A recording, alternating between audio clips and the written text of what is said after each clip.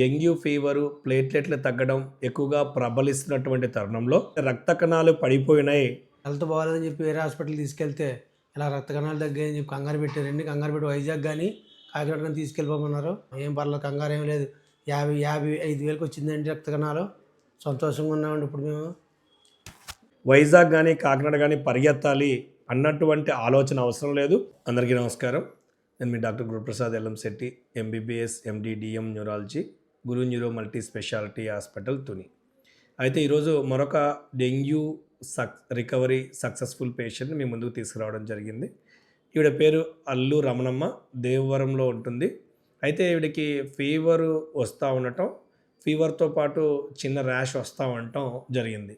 అయితే నార్మల్ దగ్గరలో ఉన్నటువంటి ప్రాక్టీషనర్ దగ్గర ట్రీట్మెంట్ చేసుకున్న తర్వాత రక్త కణాలు తగ్గుతున్నాయి అని చెప్పి వేరే హాస్పిటల్కి తీసుకురావడం, అక్కడ రక్త కణాలు 6,000కి పడిపోయిన తర్వాత సీరియస్గా అయ్యే ప్రమాదం ఉందని చెప్పిన తర్వాత వేరే హాస్పిటల్ నుంచి మన దగ్గర రావడం జరిగింది.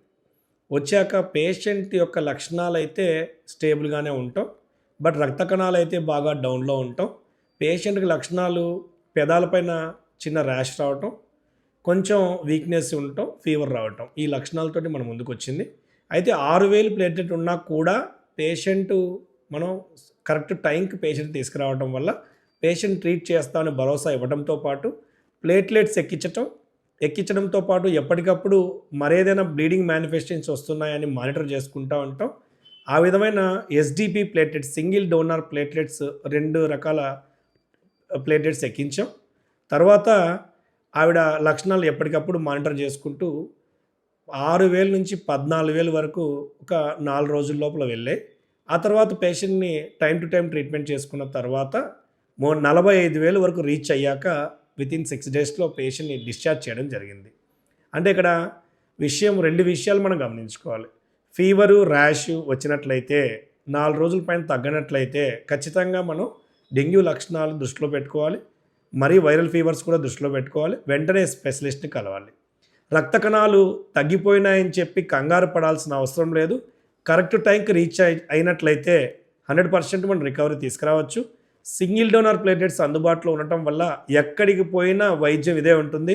మనం ఆ భరోసా వీళ్ళకి ఇవ్వటం, ఈ అవకాశం పేషెంట్ని సక్సెస్ఫుల్గా ట్రీట్ చేసే అవకాశం పేషెంట్ మా పైన నమ్మకం ఉంచి తీసుకున్నందుకు అందరికీ, ఈ రమణమ్మ కుటుంబ సభ్యులందరికీ కూడా ధన్యవాదాలు తెలుపుకుంటా ఉన్నాం. కాబట్టి తుని, పాయకరావుపేట, నర్సీపట్నం చుట్టుపక్కల ప్రాంత ప్రజలకి తెలియజేయడం అనగా ప్లేటెట్స్ తగ్గినంత మాత్రాన కంగారు పడాల్సిన అవసరం లేదు. ఎక్కడికి పోయినా ఒకటే ట్రీట్మెంటు, కానీ ది బెస్ట్ ట్రీట్మెంట్ ఇవ్వడానికి ఎప్పుడు కూడా ముందుంటాం. కాబట్టి మీరు కంగారు పడకుండా అటువంటి లక్షణాలు ఉన్నట్లయితే మన దగ్గరికి వచ్చినట్లయితే కరెక్ట్ టైంకి సక్సెస్ఫుల్గా ట్రీట్ చేస్తామని మరొకసారి తెలియజేస్తూ ఒకసారి వీళ్ళ మాటల్లో కూడా విందాం.